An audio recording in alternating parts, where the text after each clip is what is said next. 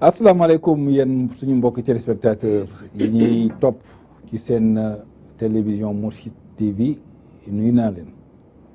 dellusi nañu ci seen plateau Kàgguy Sénégal fas yéene waxtaane kenn ci ñayu xare yi Sénégal du ko fàtte ba mukk ndax liggéeyam ci réew mi kooku mooy kan mooy ki gën a àddina le 9 octobre 1906 ci Joal kooku mooy kan ki nga xamante ni dimanche 21 octobre 1945 ci lañ ko fal député ci deuxième collège kooku mooy kan ki nga xamante ni le 31 décembre 1981 bu amee juróom-ñaar fukki at ak ñeent ci lañuy nguur kenn ku ñett damay bàyyi ci teyu xelam kooku mooy kan moo ki gën a àddina le 20 décembre 2001 bu ma amee juróom-ñeent fukki at ak ñeent kooku mooy kan kooku mooy Léopold Sédar Senghor yaakaar naa ni ki may àndal émission bi ci waxtaane kooku Sénégal xam na ko ndax liggéeyam ndax pas-pasam ndax li mu liggéey bàyyi fi mu nekk njëriñu ëllëg kookoy kan El Hadj Ibrahima Ndaw di sama mag di sama xarit di sama soppe mu bokk yaroo ci genn kër ci diggante Farsow Ndiaye di tantam ak Moussa Ndiaye bi nga xamante ni mooy sama mag El Hadj ñu lay dalal jàmm ci émission bi di Kàgguy Sénégal ci télévision di Mourchid TV. jërëjëf Atoumane ñu ngi lay nuyu di la sant di gërëm invitation bi ñu invité surtout aussi di nuyu téléspectateur bu Mourchid TV yëpp. jërëjëf El Hadj yaakaar naa ni mbokki Sénégal kii may taxaw toogadoo ci plateau bi ku xam Senghor la xam na Senghor ngir bokk na ci premier étudiant socialiste yi nekkoon Bruxelles diggante les années 75 jàpp les années 80 wala lu ko gën a yées sax nekkoon ci mouvement bi daan ci liggéey bu rafet ci jamono boobu ñoomeen Djibo Ka ak ñoomeen Moustapha Niass ñoo fi nekkoon kii may waxtaane nekk na ingénieur ñu dégg ko ay ndombay tànk yu bëri surtout nag ci métier mi nga xamante ni woo yàlla tàggat na ko ci mu am fi ay xarala muy ingénieur en électricité nekkoon nañ fi directeur généralu Senelec moom El Hadj Ibrahima Ndaw bind livre bu rëy boo xamante ni ñu ngi ko publié ci l'année 2003 ci NEA muy livre juróomi téeméeri page mu bind ko tudde ko les conquêtes démocratiques au Sénégal muy livre boo xamante ni tey jii duñ ko bàyyi da koo bind bàyyi pour ñi nekk tey ci réew mi xam nan la Sénégal taxawoon nag ñu sànni bindoo waaye ëllëg mu nekk ndono ci xale yi nga xamante ni ñoo fi ñëw ëllëg xam ni Sénégal ci tànk la jaaroon te nag ki ko préfacé woon de woon kenn ñayu xare ba Sénégal nekkee ba léegi ñu koy jooytu noppeeku ñu mooy kan Kéba Mbaye te yaakaar naa ne Kéba Mbaye du dugg ci caaxaan du dugg ci wax yoo xamante ni wérul ku mu dem bay préfacé sa livre fekk da nga dund loo xamante ni lu rëy la lu ñor la lu rëy ba nag El Hadj moo xam la dalal jàmm ci émission bi xam naa ne waxtaane Senghor ci benn waxtu lu jafe la waaye nag lu ñuy jéem ndax yàlla da ko defoon mu nekk góor gu yàlla baaxal ci fànn yëpp ci juddu ci liggéey ci ni mu téye Sénégal ci ni mu jaxasoo ak Sénégal yi ak kilifa diine yi ak kilifa aada yi ba tey ni mu génn réew mi yooyu yëpp nekk lu phénoménal El Hadj loo ñu mën a wax ci jaar-jaaru Senghor ci ak ndawam. Quand je serai à la veille de prendre ma retraite, les organismes du parti se réuniront démocratiquement et choisiront mon successeur. Il est évident que si le Premier ministre actuel confirme les qualités incontestables qu'il a, il aura des chances évidemment de me succéder. je ne me considère pas comme le dauphin du président Senghor et je ne pense pas qu'il y ait de dauphin du président. Le mercredi 31 décembre 1980, à 10h30, au Palais de la République, Senghor remet solennellement sa démission au premier président de la Cour suprême, M. Kéba Mbaye, entouré des autres membres de la Cour. Monsieur le Premier Président, après y avoir mûrement réfléchi, j'ai décidé de me démettre de mes fonctions de président de la République. La Cour suprême est la gardienne vigilante de notre Constitution. C'est pourquoi j'ai l'honneur, Monsieur le Premier Président, de remettre ma démission entre vos mains. Je vous prie, dans le cadre de la Constitution, d'en tirer les conséquences et de recevoir le serment de M. Abdou Diouf, l'actuel Premier ministre qui me remplace. D'avance, soyez-en remerciés. jërëjëf Atoumane Senghor dafa nekk xale boo xam ne dafa juddu wax nga ko léegi 9 octobre 1906 ci dëkk bu ñuy wax Joal wante ñun ñi nekk Saloum dañuy wax naan Jowaalo fa la juddoo fekk papaam mu ngi doon seetlu aussi Joal mu dem rejoindre mais bi mu amee juróom-ñaari at dañ ko yóbbu ci mission catholique bi nekkoon Joal mu dal école at mi ci topp yóbbu ko séminaire bu Ngazobil Ngazobil nag moo nekkoon à la fois école primaire ak collège ñu gis ne daal macha allah yàlla daal may na ko mu neex xel trop ba mu fa jógee mu ñëw collège Liberman collège Liberman mun nañu wax ne mooy ancêtre Anne Mariste collège des pères Anne Mariste fa la amee baccalauréat 1928 boobu temps am na ñaar fukki at ak ñaar mu am bi mu amee baccalauréat ñu may ko bourse mu dem jàng ji France ba mu ñëwee octobre 28 pardon ñu dugg lycée Louis le Grand lycée Louis le Grand nag mun nañu wax ne daal daanaka ñi am xam-xam ñëpp France fa lañ jaar ñu mën a dugg école normale wala école polytechnique wala école yi gën a mag fa la ñuy jaar ba mu fa ñëwee nag ca la taseeg ñu wax Georges Pompidou nekk na fi gannaaw bi président de la République française moo remplacé De Gaulle ak fekk na fa keneen nag ku ñuy wax koo xam ne Aimé Césaire Aimé Césaire mun nañu wax ne daal benn Martinique la boo xam ne ba mu gisee Senghor rek xelam yëpp dafa dellu si ci askanu nit ku ñuul xeetu nit ku ñuul mu nekk ak moom xaritam ñu nekk foofu ci biir lycée bi ci seen waxtaan ak seen àndandoor ci lañ gëstu ba li ñuy wax négritude feeñ. jërëjëf loolu am na solo mais alaaj yi dinañ dellusiwaat tuuti ci njàngum Senghor ndax dafa am lu ko dal yër naa ci téere yi ak ci archive yi ñu ni bi nga wax ni bi mu amee bac ci waxtu woowu ci jamono boobu yàlla dafa def tubaab yi ku doon am bac ñu yóbbu la Alfort nga dem jàng médecine vétérinaire ndax expérience bi leen daloon ci Lamine Gueye moo tax loolu lañ doon bañ mu dal leen ba kii di woon le directeur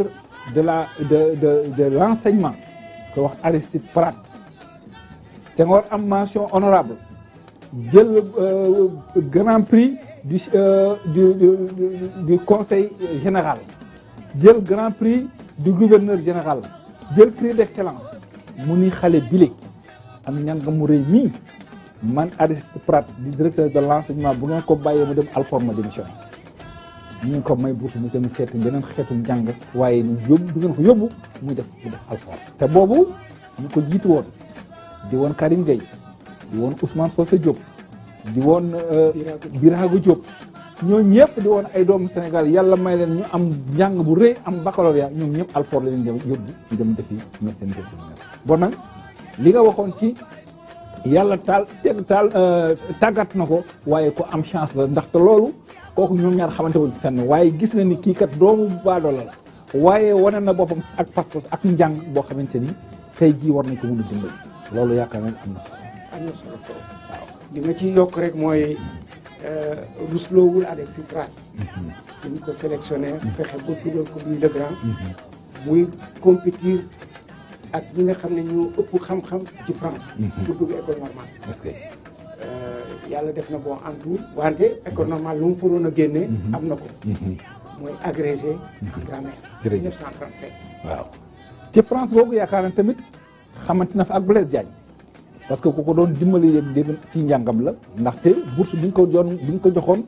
néewoon na néew goo xamante ni mënu ci woon faj soxlaam yëpp moo tax Blaise Diagne jamono boobu nekk na député du Sénégal waaye gis ngeen photo bii moom ak ay waa njobootu Blaise Diagne moom Senghor njobootu Blaise Diagne bon nan daan na fa toog kooku aussi daan na ko dimbali. dañuy wax ne sax Blaise Diagne moo nekkoon tuteur am. xam nga tuteur mooy ki nga xam ne bu fekkee ne samedi jot na dimanche nga jógee internat këram ngay dem. nekk fa samedi ba dimanche. bu dimanche ci ngoon nga dem delluwaat internat. donc moo ko yore woon. France. très bien te loolu amoon na solo parce que boobu jamono. Blaise Diagne moo nekkoon député du Sénégal. à la chambre des députés en France. comme Blaise moo nekk député bu njëkk a nekk nit ku ñuul ko xam ne Sénégal la bëgg nekk député loolu amoon na luñ ci rusee Senghor parce que dañuy xam ne kii kat ku bund xatal wala nga def ko loo ko warul la def rek tuteuram dina ko yëg te boobu war dina def loo xam ne peut-être xaj na yow du la ne moom la olof ci wax naan nit ku ne war na am luñ kuñ ko rusee wala kuñ ko ragale bon nag kilifa dafa am solo lool gaynde bugul moom yàpp lay dundee gaynde bugul moom yàpp lay dundee gaynde bugul moom yàpp lay dundee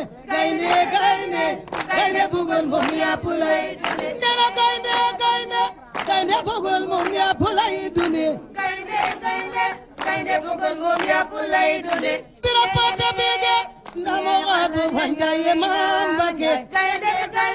gaynde bugul moom yàpp lay dundee wala dana yoo atalal yande seenooy maam Mbàkke gaynde bugul moom yàpp lay dundee waa jooja mada yaay aji maye maam Mbàkke gaynde bugul moom yàpp lay dundee maam yaama dalal maam yaama wàccale maam Mbàkke yaakaar naa ne El Hadj Senghor jëm na nag bu dugg ci langue politique wala am na fu mu xamanteeg ñi nga xamante ne jamono boobu ñoom ñoo ŋànkoon politique ku ci mel ne Lamine Gueye nan la duggee ci Sénégal nan la duggee ci politique. waaw Senghor bi mu ñëwee di jàng lycée Le Grand nekk étudiant 1930 donc boobu tam na ñaari at mouvement des étudiants socialistes bi amoon foofu rek daf ci bokkoon mais terewul ñu continuer di jàng ñu dem ba 1934 34 mooy at mi président génnee jamono ñu génnee àddina et Galandou war ko wuutu ci poste député étudiant yi nga xam ne nag bari wuñu woon sax mais ñu ngi jógoon Afrique soowu jant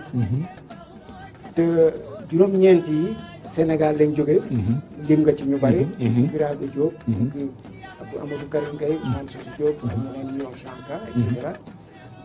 Senghor moo nekkoon secrétaire général association des étudiants ouest africains boobu kuréelu étudiants yooyu Senghor moo leen jiitoo étudiants yi ne daal vraiment gis nañ ne Blaise Diagne bi mu fi nekkee taxawu na réew mi taxawu na askanu Sénégal ca dëgg bu fekkee ne lay Galandou moo ko nar a wut ci poste député bi ah gis nañ ne Galandou kat dafa lëkkaloo ak gros commerce waa Bordeaux ay Périssac ay Moréleprom ay Chabanel te bu ñu ko bàyyee mu falu xaj na du baax ci askan wi du waaw ñu ne nag gis ñu kenn mooy Maître Lamine Gueye Maître Lamine Gueye boobu jamono fekkoon na nekkoon na fi meeru Ndar am fi jafe-jafe ak Blaise daal di obligé dem Guadeloupe ak après mu dem Île de Réunion nekk fa magistrat association étudiant yooyu nag daal di bind nag Lamine Gueye ne ko daal ñun daal nii ñu gisee politique bi di doxee Sénégal gannaaw gi nga xamee ne président génn na àddina candidat bii ñu fi gis doyuñu bugg nañ yow nga dellu soit ci géewu politique ci la nekk moom ci lañ jëkk a déggee Senghor turam parce que 1934 parce que élection législative yi partielle yooyu ñu ngi ko def le 29 juillet 1934 maa ngi fàttali ne Blaise mu ngi génn àddina le 11 mai 1934 xam nga boobu temps bu benn député génnee àddina rek dañuy bu dowee ñetti weer rek ñu remplacé ko donc élection yooyu yàlla def na nag Ngalandu moo gagné élection yooyu falu député moom itamit dina dawal ko ca kanam mais Senghor ci lañ ko njëkk a déggee 1935 nag mooy at mi ci topp ci la adhéré boobu temps professeur la mu adhéré nag ci parti socialiste boobu temps jamono ñu ko doon SFIO section française de l'internationale ouvrière bu France fa la adhéré noonu la ñëwee ci politique ci jamono boobu bi mu ñibbisee nag Sénégal ñu gis ne bokk na laata mu ñibbisi ci commission Monnerville bi France génnee ci guerre bi commission la bu ñëwoon léegi nag dañuy tasaare lépp dañuy defaraat lépp France xool ci wàllu constitution ci wàllu colonie yi territoire d'outre-mer yi naka la ñu war a doxale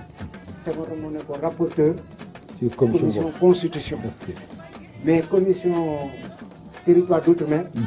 Lamine Gueye moo nekkoon président ñu gis ne liggéey na fa liggéey bu rafet bi commission bi defee rapport am déposé mu daal di jeexal ñëw nag Sénégal ay vacances am tax mu ngi jàngale wax naa la ko mais dafay def thèse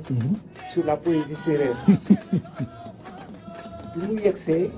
Lamine Gueye yëg ko Lamine Gueye yónnee ci moom ne ko daal Senghor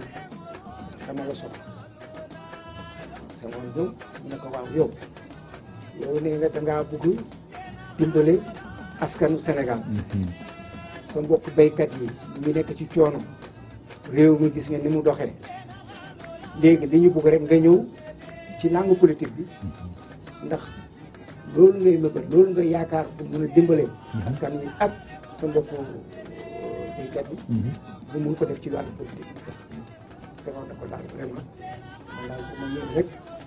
pour def travaux de recherche ñëw daal pour dugg ci politique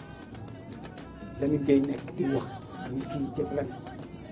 ba Senghor nag ne ko daal dinaa ñëw mu ne ko d'ailleurs sax fii de ñaari fan suñu parti dafay tenir congrès ñu am congrès bu SFIO dinaa la jox sa carte invitation pour ñu ñëw fekkee ci congrès donc Senghor ba muy ñëw ci congrès boobu invité la woon ci délégué ñëw dugg toog Lamine Gueye jot ko présenté congrès bi commencé bu ñëwee ba nga xam ne yegg si nañ nag ci léegi pour tànn ay candidats pour premier collège ak deuxième collège Lamine Gueye ne d'accord naa yéen ñëpp bugg ngeen ma nekk candidat au premier collège wante pour deuxième collège ñi nga xam ne du ñu citoyen France maa ngi leen di proposer ñu jël Senghor waaye loolu du ci dal Senghor kii nga xam ne du délégué il est même pas membre du parti yow da ko jox carte d'invitation muy soog a ñëw léegi non kii kenn du ko def règlement bi parti bi tëral mooy pour nga nekk candidat il faut que au moins nga nekk ci parti bi depuis 3 ans te itamit ci délégué rek lañ lay mën a boole boo bokkee ci délégué nga lay mën a tànn comme candidat gars yi jàppal bàyyi kii mais comme nit ñi dañu gisoon trop Lamine Gueye amoon na lu ñuy wax autorité ci parti bi posé de tout son poids gars yi d'accord ne donc Senghor ñu nekk candidat deuxième collège sur la liste de la SFIO gis nga bon nag ko am barka ngi ni ko yàlla baaxal ndaxte li ñaan un militant de la 25e heure wala 24e heure ndaxte ba ñëpp di jumbul waaye gis nga ci jeexit bi moom la yàlla def waaye nag li ko indi tamit njàng ci la pour wane ni am njàng am na solo lool te dañu gis ni atu la bu rëy boo xamante ne Lamine Gueye dina ko def dina ko présenté bu fekkee mi ngi koy présenté kilifa diine yi kon nag gis ngeen acte de candidature bi Senghor def le 24 septembre 1945 mi ngi nii mooy candidat wu fu ñu posé ne man Senghor professeur agrégé judd le 9 octobre 1906 chez Joal maa ngi posé sama candidature ci deuxième collège ci élection yi Lamine Gueye aussi daal di présenté ba nag gis nga ne lii yëpp archive la ba nag yaakaar naa ni candidature bi taxaw na waaye nag Senghor yaakaar naa ne réew mi xamuñ ko léegi ci Sénégal am na ay principe am na ñoo xamante ni yàlla baaxal la te gis nga diine ak politique yàgg nañ te ñooñu yaakaar naa ni seen baat buñ ko xasee jox rek mën naa wax ni lu bëree bëri taxaw na war na seeti ku mel ne Bouna Albouri war na seeti ku mel ne sëñ Babacar war na seeti ku mel ne sëñ Fallou loolu élage loolu ci mën a baaxal. waaw aatu li nga wax dafa am solo trop parce que réew mi mënuñu fal kuñ xamul. Senghor nekk fi woon France Lamine Gueye fexe na bañ tabb ko léegi tabb nañ ko si Lamine Gueye nag ne déet yemuñu fi parce que comme yow yaa war a nekk candidat deuxième collège mooy c'est-à-dire nit ñi nga xam ne dëkkuñu Ndar dëkkuñu Ndakaaru dëkkuñu Gorée dëkkuñu Rufisque bon il faut que ñu wone ñi nga xam ne ñoo nekk ci gox yooyu te mun la fal xam la mun la jàppale daal di contacter Bouna Albouri Ndiaye comme ni nga ko waxee léegi mun nañu wax ne Bouna Albouri Ndiaye ci jamono jooju boo leen chef de canton yeeg chef de province yi moom leen jiitaloon mu ngi nekkoon donc Linguère bu ñu waxee Bouna ne man de ki ngeen wax ne naa ko def xaw ma ko dama génne ko xamuloo ko wante xamoo ne kii gouverneur yi ak commandant de cercle kii moo leen di jàngal école bi ñuy jàngee professeur la ko à la France coutumière du ne ko man kii formé kii xam ne mooy jàngal gouverneur yi commandant de cercle te ñun nga xam ne ñun ñooñu rek lañ xam kooku foofu ñu jàppale jërëjëf donc moom it mu wax mbooleem chef yi ne leen Senghor ne leen ko jàppale ci élection yi di jàpp Lamine yemul foofu contacté sëñ Fallou Mbacké nga xam ne donc mooy deuxième xalif Cheikh Amadou Bamba après Serigne Moussa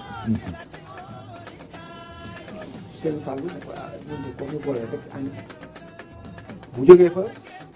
boole ko ak Seydi Ababacar Sy moom mooy premier xalifu Seydi Hadji Malick mu ne ko yow loo ñu kii rek loo ñu boole rek ñun xam ne lu baax la rek pour réew mi nañ ci am donc ñooñu la leen Senghor xamee ñooñu la leen Lamine Gueye présenté ba nga xam ne ñoom it jël nañ ko di ko jàppale ci élection yooyu jërëjëf El Hadj yaakaar naa ni li nga wax am na solo moo tax nañu déglu benn témoignage bu Senghor defoon bu mu dikkee teewoon ci 1965 di fàttali ñi ko sëñ Babacar jàppale woon ak ni mu duggee woon ci langue politique. mbokk yi maa ngi leen di nuyu di leen wax itam suma mbégte ci suma taxawaay fii mën naa wax ne lii ajj la li tubaab di tuddee pèlerinage ndax dellu si naa ci kër goo xam ne bi ma tàmbali politique fii laa jëkk ñëw ak Touba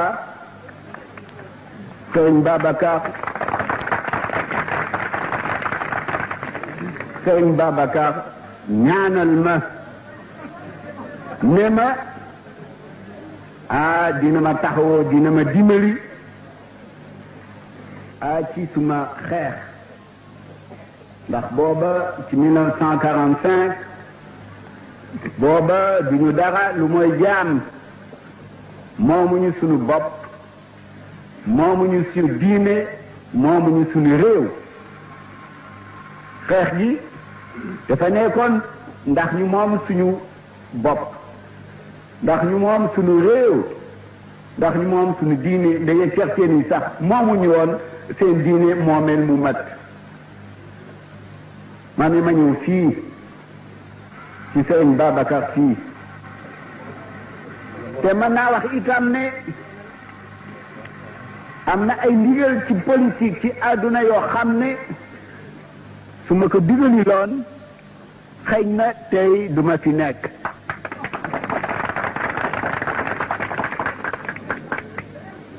bég naa dellu si fii dellu si aji fii ndax itam di nga xam ni mu ngi tëdd opp xam ni yàlla laaj na ko mu wuyu si ko mu waxtaan ak man waxtaan bu mucc donc ma doomam yi surtout le Cheikh Tidiane ma ne moo tax wóolër yi nga xam ne dañ ko façon ci 1945 ñaar fukki at a ngi ci gannaaw wóolër googu mënuma koo fas dama koo feddali rek feddali wóolër yi moo ma fi indi tey maa ngi gërëm Cheikh ci baat yu tedd yi mu wax ma ni mbokk yi Sénégal ñoo ko bokk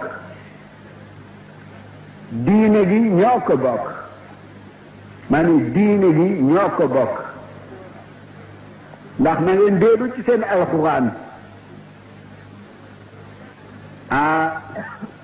alxuraan wax na ne ñu gëm yàlla julli ci mag ak rakk lañu mu nekk julli ci l'islam mu nekk julli ci chrétien te balaa ngeen di tëdd am ngeen ay ñaan goo xam ne da ngeen di tudde Isa ak Mariama moo tax ma ne diine bi ñoo ko bokk réew mi itam xam ngeen ko ñoo ko bokk su Sénégal baaxee ñépp baax su Sénégal jaaxee ñépp jaax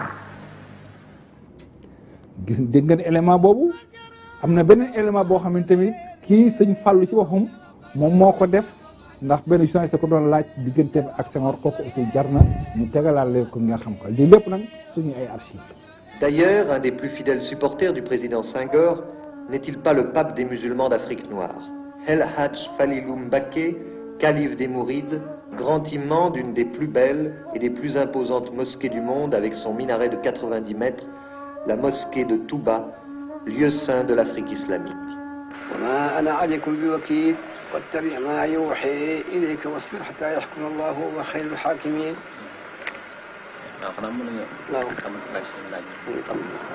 Vous pouvez maintenant, Monsieur Colomès, le calife a fini la lecture de quelques versets du Coran. Il est maintenant à votre entière disposition pour répondre à toutes les questions que vous voudrez bien lui poser. On dit au Sénégal que le calife des Mourides est le supporter numéro 1 du président Senghor. Or, c'est étrange, un calife musulman, supporter d'un président catholique.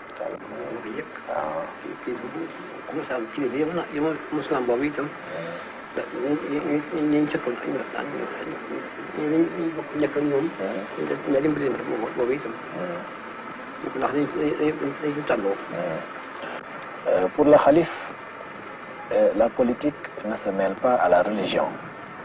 Il est musulman, il est le chef de la plus grande confrérie religieuse en Afrique noire, musulmane comme vous dites,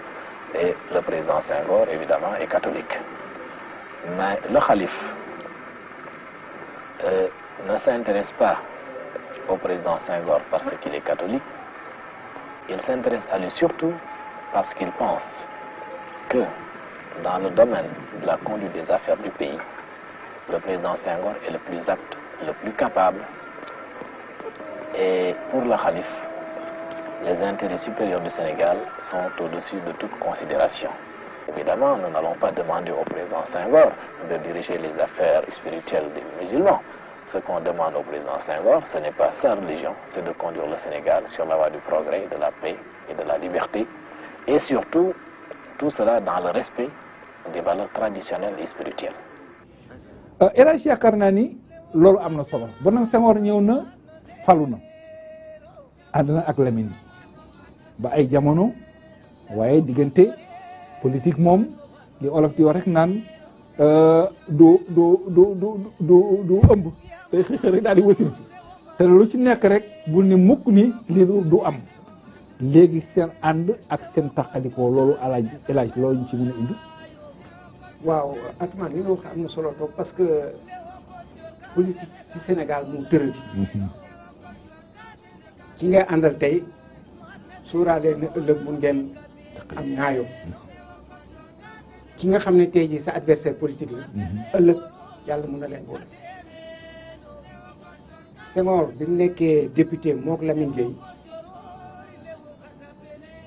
fal nañ leen conseil général après.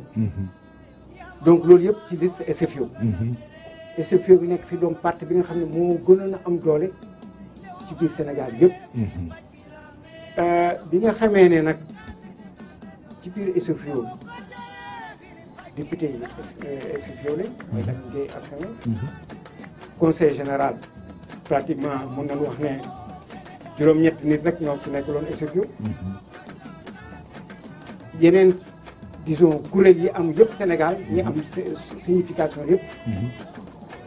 SFIO lañ ko ci biir SFIO nag Senghor gis ne dañ ko doon xatal dafa nekk ñi ci biir surtout ñi jege Lamine Gueye xatal bu njëkk bi moo di ñuy formé bureau bi dañuy jël ñi ci ëpp waa Ndakaaru ñu ci topp waa Tëngéej de temps en temps ñu boole ci waa Saint-Louis mais waa Sine Saloum ak yi nga xam ne daal bokkuñu ci 4 communes yi. waaw ñaari wala ñetti poste lañ leen di def. c'est vrai loolu pour démocratie. mais terewul mu ne daal loolu du ci amul daal lu mu ci wax si c'est ça les règles du parti. mu ne ñaareel aussi mu gis ne saa bu ñuy tànn pour maintenant yeneen nit ñu war a fal ci yeneen i kuréel. toujours du ñu ko def ci loo xam ne donc parti la ñëpp waxtaanee ko. dañuy xëy rek ñu ne Lamine Gueye tànn na diw tànn na diw tànn na diw. te tànneef boobu daf ci am benn bu am solo boo xam ne moo waroon nekk li ñuy wax sénateur. conseiller de la République en France. Lamine Gueye dafa amoon benn xarit boo xam ne dëgg-dëgg moromam la ànd jàmmam la même sax dans le temps amoon nañ divergence politique. ñu ngi wax Dji Momar Gueye. Dji Momar Gueye. Dji Momar Gueye Kaolack la dëkk. nekkoon ku yàlla mayoon. ci wàllu barke. ak xam-xam. mu xëy daal di samp partem. tuddee ko parti des travailleurs indépendants du Sénégal. PTIS. mu sosee parti boobu waa SFIO ya fa nekkoon. di ci Ibrahima Seydou Ndaw ak ñoom Cissé Diaw yooyu. di leen di bund xatal. mun na doole nag. ñooñu xëy bés rek ñu ne Dji Momar Gueye mi nga xam ne mooy seen adversaire politique. moom la ñu nommé moom la Lamine Gueye investir pour sénatorial. Senghor ne waaw loolu naka lay mën a nekkee ki nga xam ne dafay combattre suñu camarades yi nekk foofu bokk ci suñu parti tey jii bu ñuy war a tànn moom la ñuy jël tànn bàyyi fi ñu des gars yi ne mais bokk na ci parti bi depuis semaine dernière ñu tegee noonu loolu mu métti ko ñu ne deet na waay mu ne waaw mais yeneen parce que ñett lañ waroon mu ne yeneen ñaar yi xanaa bon di ngeen jéem a tànn boog ci ñeneen ñoo xam ne ci parti bi lañ yàgg te ànd ak ñun te et cetera ñu ne non tànn na ba pare ku ñuy wax André Bourgarel ak ku ñuy wax Babacar Diop. Bourgarel xaritu Lamine Gueye la. maire de Dakar la doon liggéey. Babacar Diop aussi xaritam la sax jarbaatu Lamine Gueye la mooy itam municipalité maire de Dakar donc tànneef yooyu. ñoo njëkk a choqué Senghor. ñaareel bi Babacar Sarr. ñuy wax Chopard. moo nekkoon secrétaire parti bi. bind Senghor benn bataaxal ne ko ñu ko mettons tey la altine wala tey la talaata samedi am nañ congrès ci ko xam ne yow yaay député du parti congrès bi c'est sur le cas Senghor mooy yow sa cas la ñuy discuter dina doy waar. waaw mu ne ko waaw mais xanaa kañ bu ñuy def congrès sur le cas Senghor dañuy wax ne congrès kañ sur les statuts ou le fonctionnement du parti mais cas Senghor amul cas et puis congrès kenn du ko improviser noonu ci benn semaine diggante ñeenti fan nga ne da ngay convoquer congrès mais daal d'accord ñu gis ne bi nga xamee ne grève bu cheminots yi 48 diggante donc septembre 47 ba mars 48 bi grève bi amee Lamine Gueye dafa jëloon pratiquement défense su régie des chemins de fer ak position du gouvernement fekk na Senghor moom comme autorisé woon nañ ko au congrès de Kaolack mu génne benn journal bu ñuy wax conditions humaines au mois de février 48 daal di jël moom yeneen position ne moom d'accord ci bi Lawoyef ki nga xam ne moo nekkoon journal SFIO journal officiel SFIO waaw mu ne moom d'accord ci loolu moom grévistes yi lay soutenir donc foofu mu am une divergence doctrinale et li ci mujj nag moo di la rupture li ko gars yi di xeex daal trop ci à l'intérieur pression mu ne daal léegi moom dafay démission très bien démission boobu nag ci la décidé nag dafay sos BDS le 27 septembre 1948 ci la bind lettre de démission ak Guy Mollet ni ko léegi génn naa ci parti SFIO ci la sos nag léegi BDS bon nag li nga wax léegi am na solo lool ànd boo gis mun na yàgg mun na indi fantasiro Lamine ko dugal Lamine ko introduire dem na ñëw diggante 45 ba 48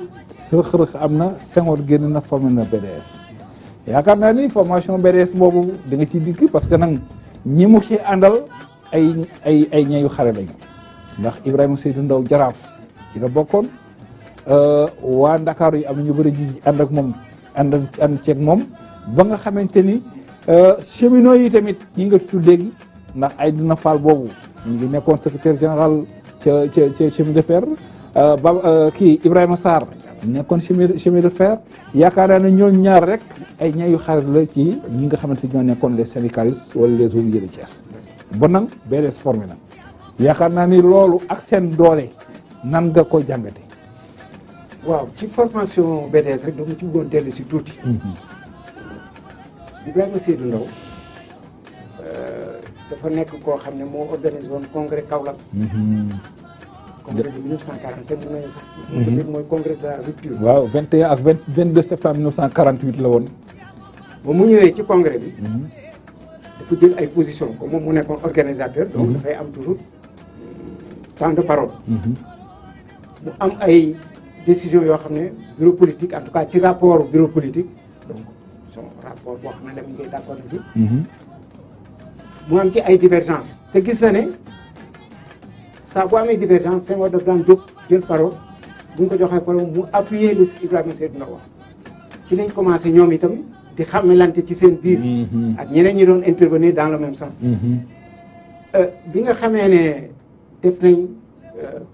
conseil général Saint kii di ñibbisi Ibrahima Seydou Ndaw waaw qui était le président de la commission permanente boobu jiite bu ko mais commission permanente rek la doon jiite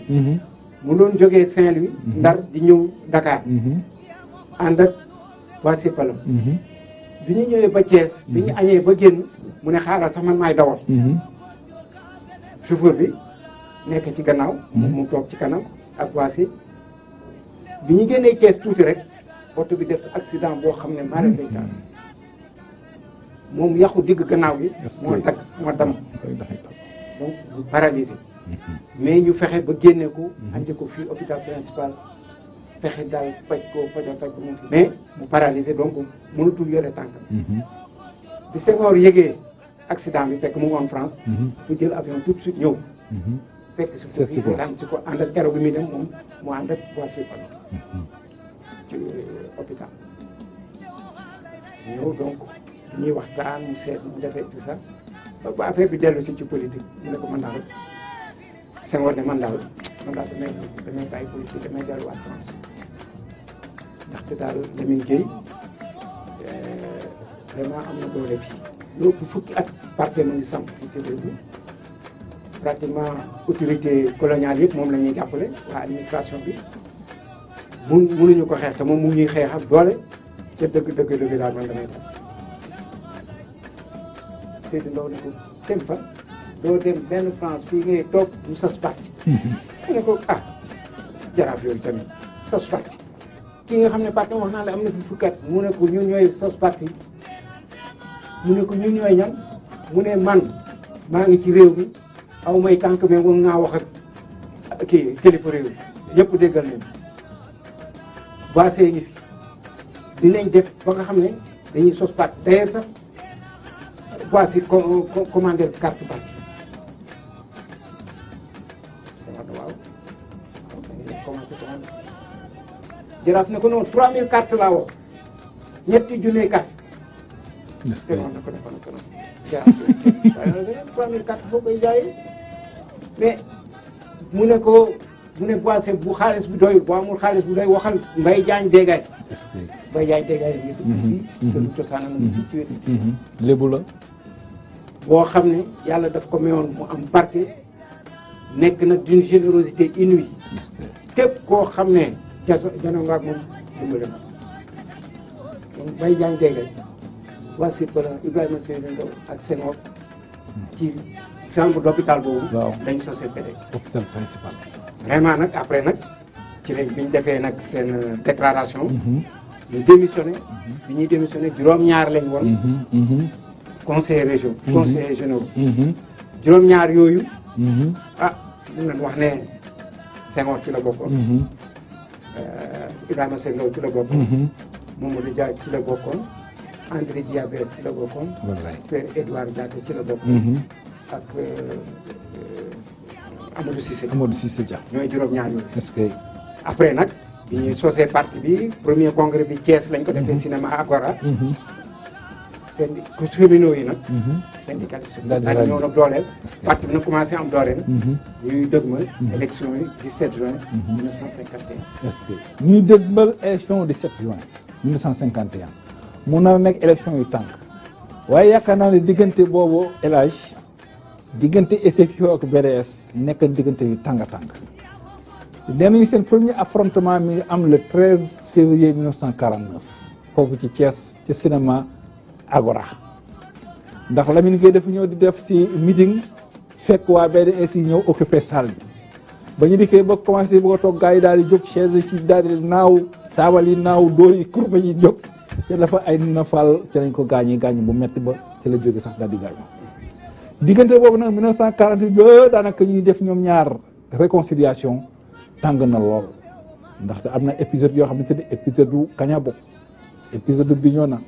épisode du Kaffrine épisode du Kër Madiabel yooyu yëpp yaakaar naa ne aussi jar naa indiwaat ñu gis ni jàmm am na waaye aussi ay amoon na ci diggante ñaari parti yooyu. ak man loolu nga wax dafa am solo tellement que li ñuy wax violence politique. daf fi amoon nit torop nga xam ne dañ daan tuur deret faat doomu aadama def ñu ko muy daan ak lakk kër beere rouge da ngeen naan gis camion dañuy chargé ay militants ak i xeer ak i ay kenn xamul ñëw ñu xam ne fii këru responsable de tel parti dañuy wàcc dañuy njëkk a sànni xeer ba nit ñi daw ñu teg ci biir daw rek ñuy rek commencé taal kër loolu ci la donc événement bi nga rappelé léegi pour ay nena Fall ci la bokk guet-apens yi ñu def yi Lamine Gueye lañ ko def en Casamance yii Senghor lañ ko def dans le Saloum Kër Madiabel ak yooyu vraiment yàlla rek moo suturaal responsable yooyu ni ko noonu seen bakkan fa lay des wallaahi am na fii ci Dakar benn après ba ñemem waa wax ne bandi mais en tout cas ku amoon tur ñu daan wax Ellobo dañ ko ren di Fatick ren parce que moom ci cadeau rouge yi la bokk béret rouge yi parce que rouge moo nekkoon parti Lamine Gueye mooy SFIO vert moo nekkoon BDS mooy parti Senghor dafa daan nekk loo xam ne bu campagne électorale jotee da nga daan gis ay nit ñoo xam ne dañuy yëg ci oto yi ci kaw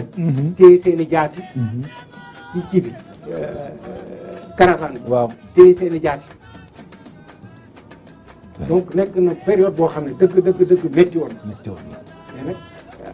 jàmm dina mos a am jàmm mu dina am. parce que incha allah après ay jàmm rek. ak ay jàmm après ay jàmm ndaxte bi ñu demee ci élection yoo nga wax léegi muy élection 17 juin 1951 ah te Senghor ànd ak Abbas Gueye ñu gagné Lamine Gueye gagné gu metti ndaxte nee nañu boo jëlee nombre de voix yi suffrage sur 517 000 suffrages exprimés le BDS amoon na 211 300 voix la SFIO am 95 997 nga jël ñaari dëkk yu mel ne Tivaouane ak Touba boo demee Tivaouane BDS am fa 14 766 SFIO am fa 10 268 nga dem Touba BDS am fa 13 266 SFIO am fa 2869 kon nag gis nga ni jàppale ga mag ñoo xoon ni ba léegi ñu ngi koy jàppale feeñ na ci élection yooyu yaakaar naa ni Elage dem na ba ñoom ñaar nag parce que waxtu yi damay ba ñu tënkuñu te nee naa Senghor moom lu ñuy cof rek ci jaar-jaaram dem na ba 58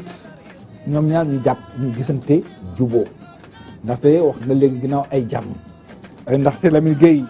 am na lu mu wax dañu woon dina toll ci jamono foo xamante ne nit ñi même bu fekkante ne d'accord ñu war nañu mën a xoolaat ci li nga xamante ne mooy l'essentiel te jamono boobu essentiel moo nekkoon mu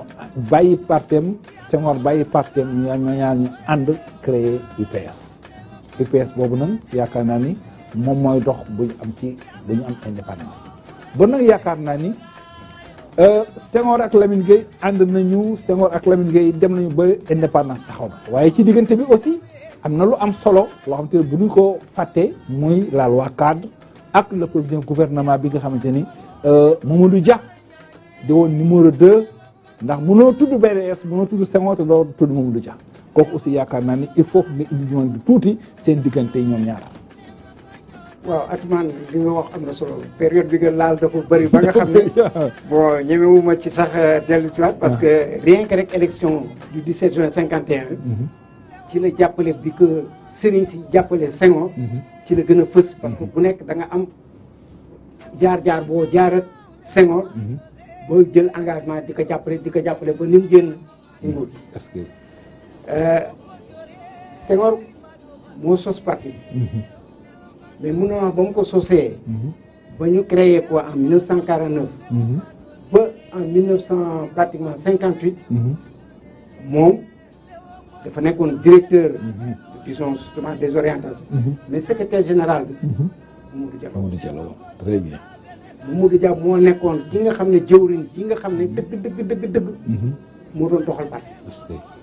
moo ko yoroon moo doon encadré militaire donc 1956 ñoom ñaar lañ boole fal ñu nekk député 51 après wax nga ko léegi Senghor ak Abbas Gueye la woon mais 56 Senghor ak Mamadou Dia lañ boole fal ñu nekk donc député à l'Assemblée nationale Lamine Gueye kenn mu su ko baatal Ndakaaru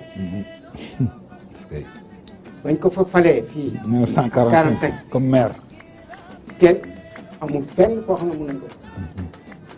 même Saint-Louis daan nañ ko jàppale bon à un moment donné peut-être am na quelques minutes mais Dakar moom il était le maître tout puissant Senghor def na BDS créé na BDS mais même réunion yi daawul am Dakar dëggee dañ daan def ci Maurice Gueye bi nga xamee na nag waa cadre ñëw na ñu gis ne ñun kat ñu ngi waaj a dem ci indépendance te ŋaayoo bii nii kat buñ ko continuer muy dox tubaab bi dinañu féewle ba fexe ba nga xam ne donc réew mi kenn dootu ko mën a ci gérer pour mën a dem indépendance ci lay waxtaan ci la Lamine Gueye waxtaan ci Senghor rek mag ki yëpp ñu def processus de fusion boo xam ne bi ñu jógee BDS BPS lañ ñu ko def jógee BPS ñëw UPS UPS keroog bi ñu koy sant cinéma luxe di nekkoon Fass waaw fa lañ ko defee donc ñu def Senghor secrétaire général du UPS def Lamine Gueye directeur politique de UPS tour bi ci boppam Lamine Gueye ci boppam moo ko joxe Union progressiste sénégalaise ñu jël étoile rouge bi nga xam ne Lamine Gueye moom la yoroon moo nekkoon couleur rouge bu kii bu partem dugal ko ci vert bi nga xam ne moom la PDS amal donc léegi couleur UPS mu nekk couleur UPS ba léegi c'est le fond vert et l'étoile rouge loolu ko andi UPS nag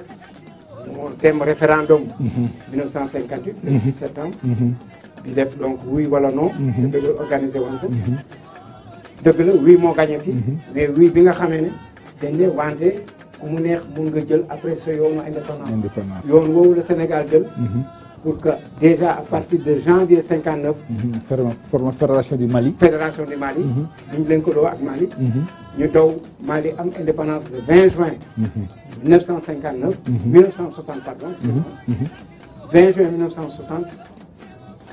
20 août 19 au 20 août éclatement fédération du Mali Sénégal daal di bon nag gis ngeen loolu mënul ñàkk ndaxte duñ ko jaar tënk rek waaye mënuñu woon bañ a évoquer situation boobu ndaxte fédération du Mali jaaroon na fi loolu aussi expérience la bu Senghor doon jéem a tenté parce que la ñu amoon ci AOF la bëggoon a continuer waaye war amoon nañ ci parce que fédération bi ca kanam ca njëkk ba ñeenti réew la woon ñaar yi bàyyi mu des ñoom ñaar dong muy Sénégal ak Soudan coow am seen diggante ci wàllu orientation ak wàllu kan mooy nekk kii kan mooy nekk kële ba coow am dans la nuit du 19 au 20 août mu éclaté Sénégal jël indépendance am Sénégal jël indépendance am le 5 septembre 1960 ci la ñu fal Senghor mu nekk fal goo xamante ni El Hadj yaakaar naa ni boobu mënuñu war a mobiliser électorat bi duñoo jël conseil municipaux yi conseil régionaux yi ak les 80 députés ñooñu ñoo nekkoon le corps électoral bi fal Senghor muy le 5 septembre 1960 le 7 septembre 1960 Senghor daal di fal Mamadou Dia mu nekk premier ministre wala président du conseil loolu aussi yaakaar naa ni ànd boobu am na solo lool il faut ñu indiwaat ci parce que histoire a ko waral.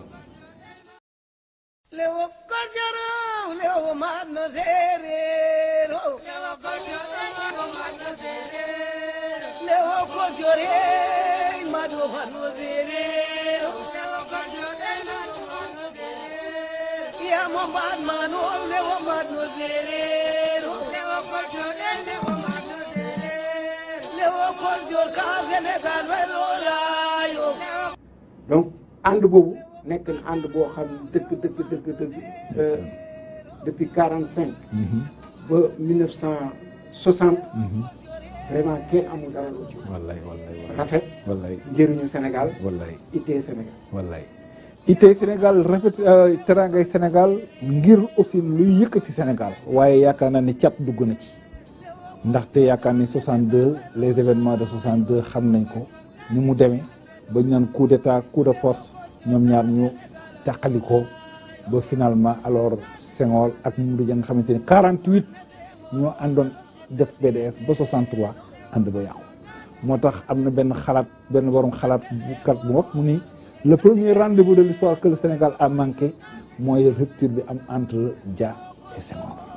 waaye bi loolu waase aussi dugaat nañu ci voyage indépendance Senghor nekk kilifay réew mi di doxal diggante boobu ba 1972 wala 78 bi muy fal Abdou Diouf yaakaar ne am na ay événements yu fi am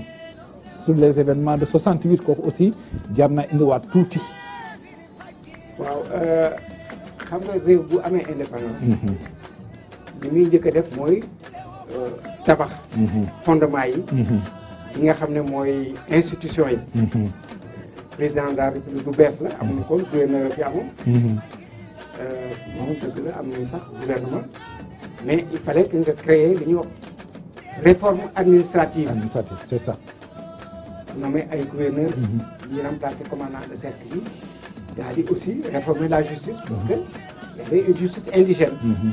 et cetera. bon réforme yooyu ci le gouvernement Mamadou Dia taxaw. ci diggante diir bu gàtt boobu. nga dëgg. defar ko samp li ñuy wax daal kuréelu réew. nga dëgg. bi xew-xew bi amee li nga wax. assemblée ñoo ne woon dañuy wote motion de censure. Mamadou Dia ne kenn du ko fi wote parce que comme ñun ñëpp parti bi moo ñu fal. parti bi dañuy dem d'abord. ñu tàggale ñu wax ñu kan moo am dëgg kan moo amul dëgg. bu boobaa man bu fekkee ne man lañ ne aw ma dëgg damay démission du ma xaar sax ba ngeen wooteel motion de censure ñu jàpp bés pour congrès bi pour bureau politique bi yàlla def gars yi ne tey dañ ñoom dañ yàkkam dañuy wote motion bi ñu wote ko dans les circonstances pour moom nag daf na woon kenn du ko wote daal di génnee député yi arrêté si ñeent loolu daal lañ koy tuumaal ne ko dafa bloqué le fonctionnement d'une institution gannaaw gi nga xamee ne nag arrêté nañ Mamadou Dia ak ñu mu ànd Senghor dafa créé benn constitution bu bees mais nag foog ñu wote ko parce que constitution au lieu que ñu nekk député yi rek di ko léegi réew mi askan wi yëpp électeurs yëpp ñooy bokk toog voté constitution boobu ñu ngi ko wote en 1963 décembre 63 bi ñu ko wotee nag ba pare ci lañ ne léegi premier ministre amatul président du conseil amatul président de la république mooy chef de l'état et chef du gouvernement muy Senghor donc noonu ñu commencé doxal donc mën na wax ne de 63 de 1970 Senghor rek moo nekkoon le chef suprême président de la république et en même temps chef du gouvernement mu tombé aussi ne li fi doon yëngatu comme parti politique ci diggante yi PA yi tangu Mamadou Dia dañ ko yóbbu clandestinité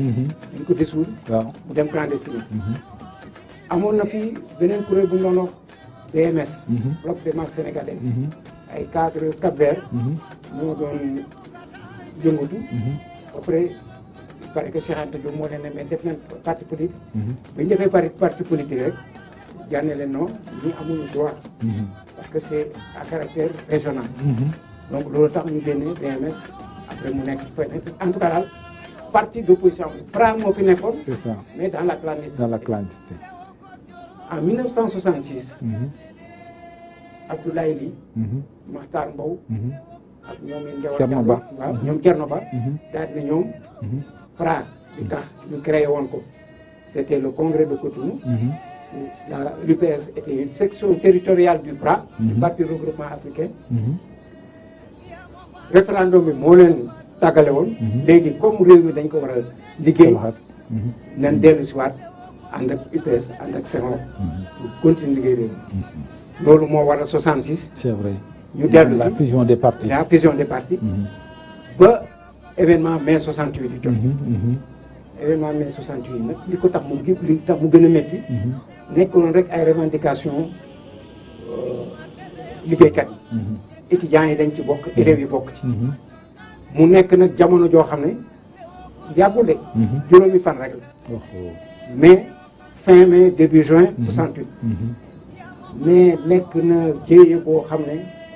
Ndakaaru kenn mënu foon c'est vrai alors mai 68 amee nag Senghor ne nag il faut que ñu déglu ñii lan moo nekkoon seen revendication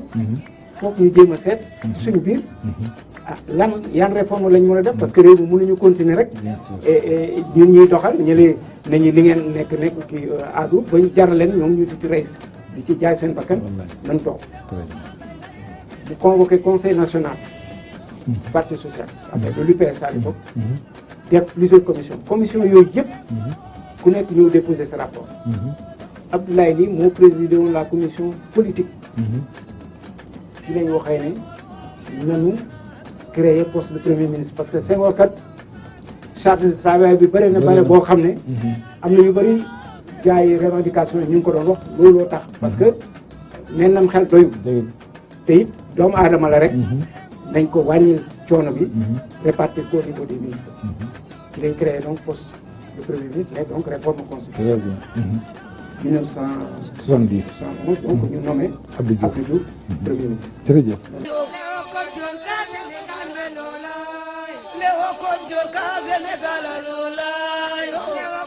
ñu nommé Abdou Diouf au poste de premier ministre en 71 ba nag réew mi di dox ndax ñu ngi may wax léegi ni suñu waxtu daanaka li ci bëreetul dañuy tënk waaye El Hadj yaakaar naa ni boo xoolee dimension politique Senghor en tant que homme d'État yaakaar naa am na lu mu bàyyi ci réew mi ci wàllu nation nu mu tabaxi réew mi ak lu mu def ba nit ku ne xamoon nga sa cër te am na noo daan liggéeyee yaakaar naa ne tey jii bokk na ci lu Sénégal di tiitaroo ndaxte il a laissé une nation très bien organisée ci wàllu xam sa gëdd xam say wareef waaye xam aussi sa bopp. gis nañu tamit ni digganteem ak ñi yàlla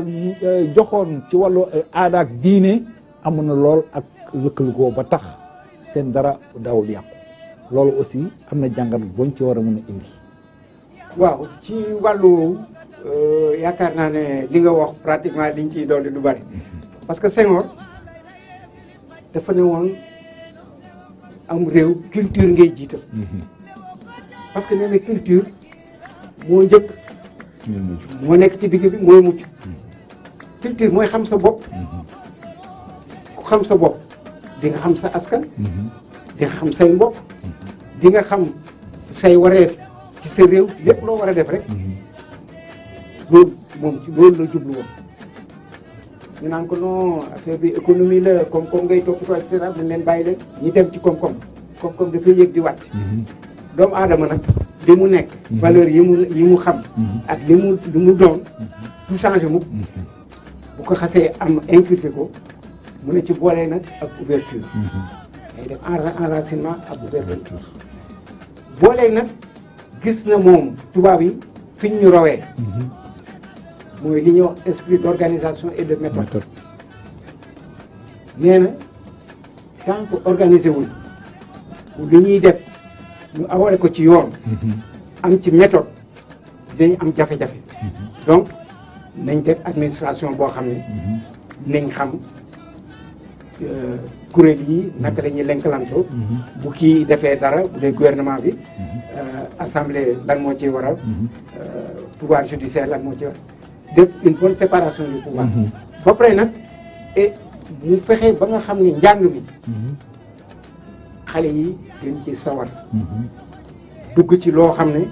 ëllëg ak si biir dina leen jëriñ pour mieux affronter le futur ci la doon wax naan nag bon Sénégal ba mu tollee ba en 2000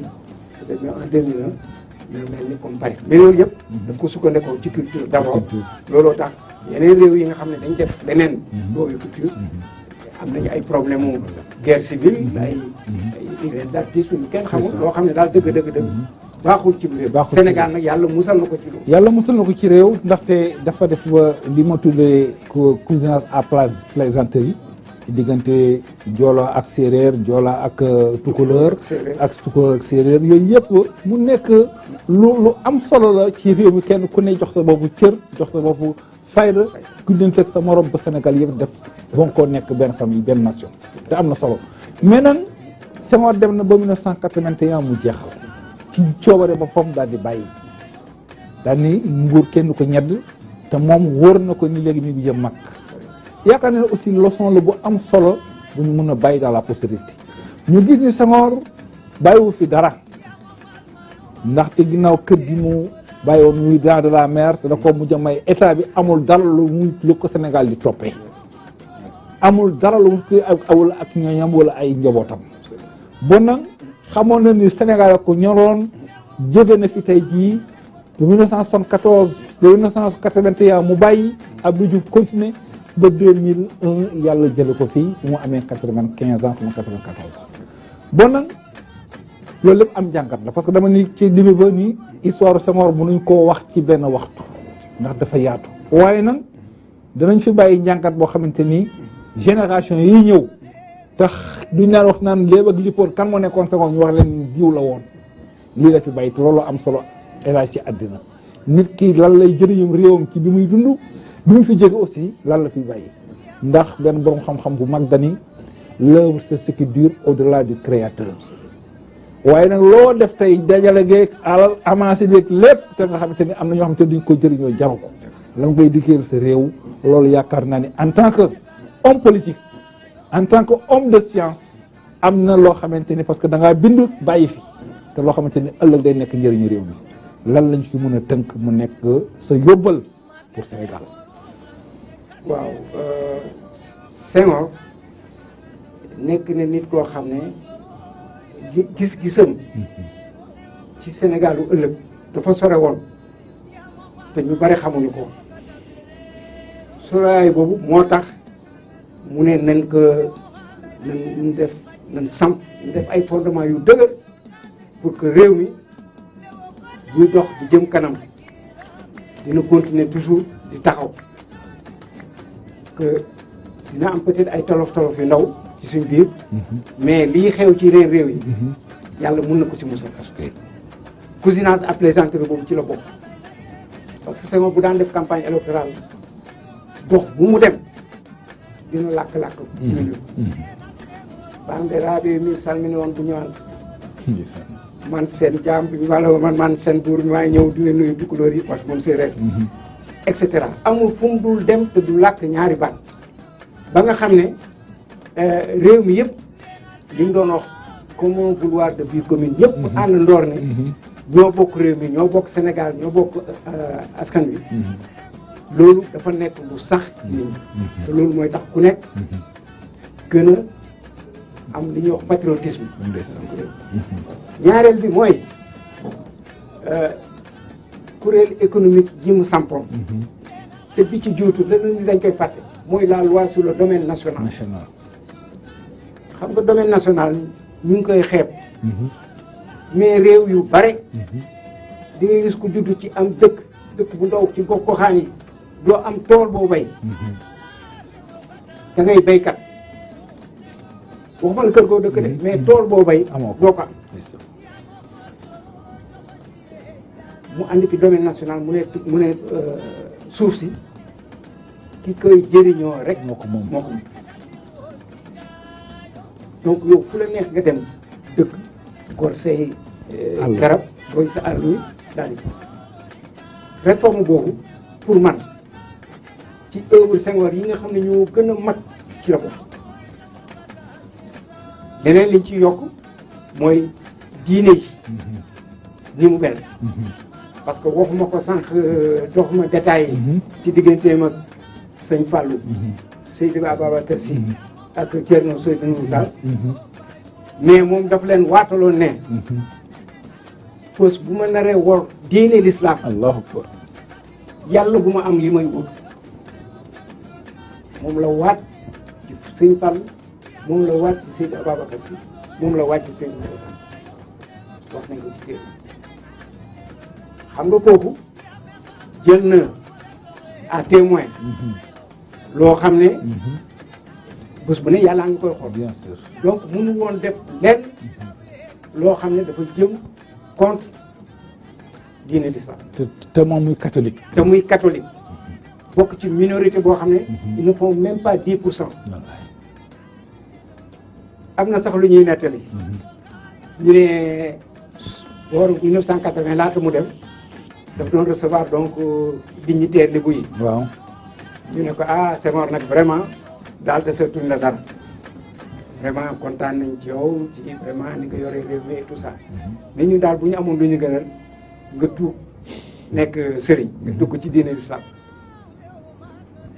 Senghor na leen man kay li ngeen wax ànd naa ci d'accord naa ci man kay bañu ma tuub nekk diine ci diine l'islam wante bu boobaa ban tarixa laay bokk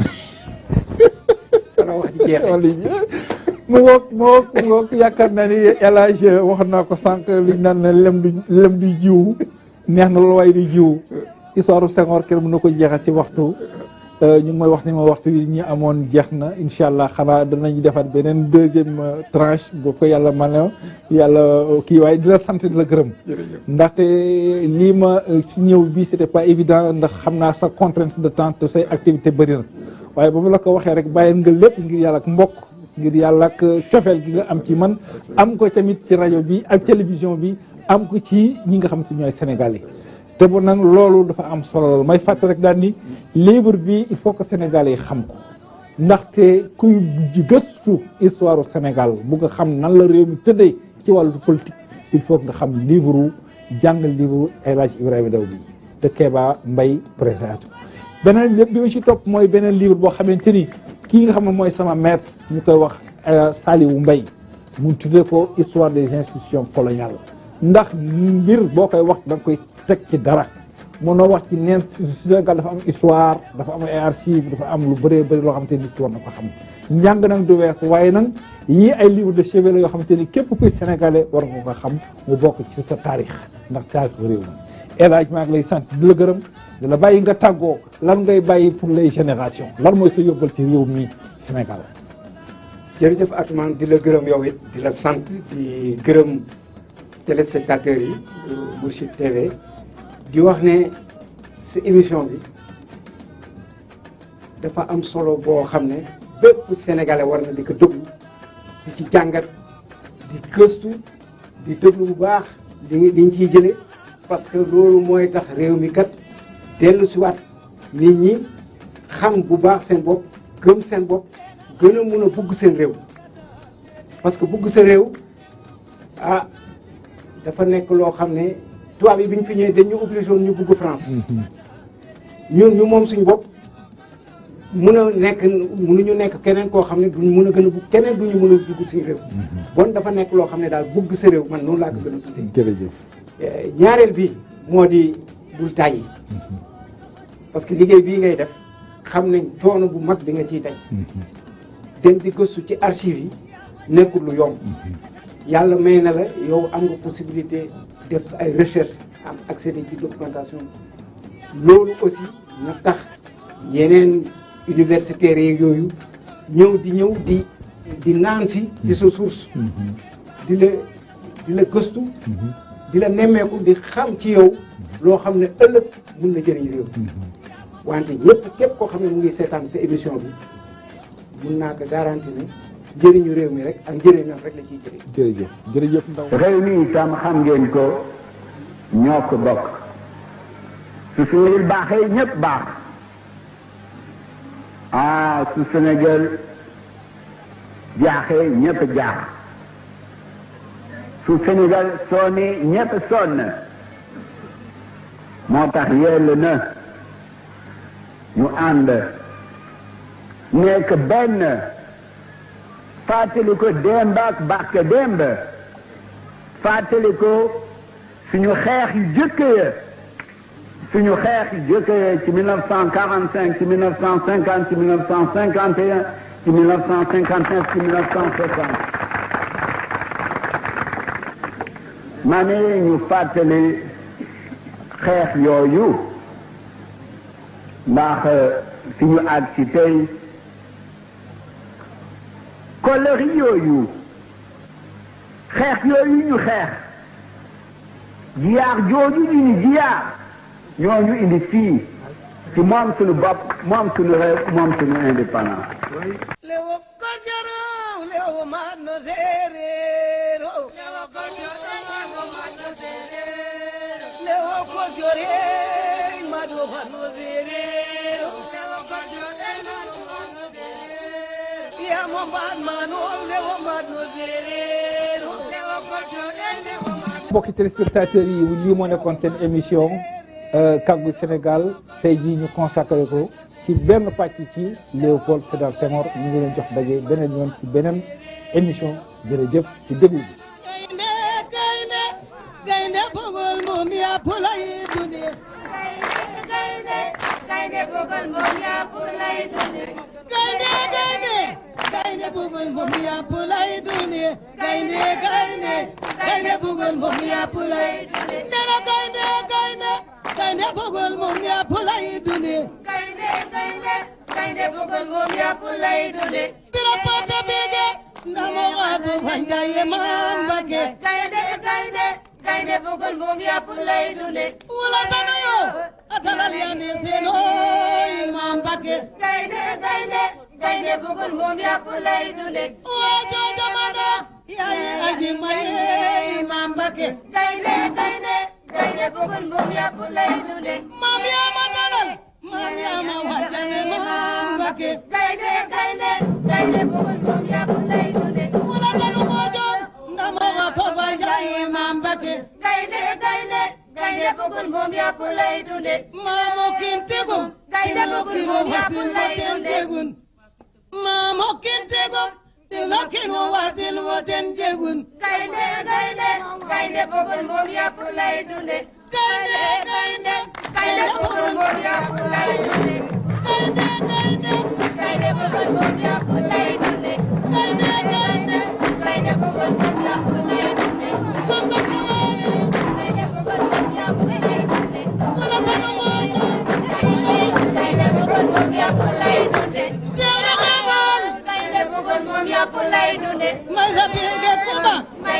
bëggul moom yàpp lay dunde maamo kintigum gaynde bëggul moom yàpp lay dunde gaynde gaynde gaynde bëggul moom yàpp lay dunde mama kajay gaynde bëggul moom yàpp lay dunde maamo kintigum gaynde bëggul moom yàpp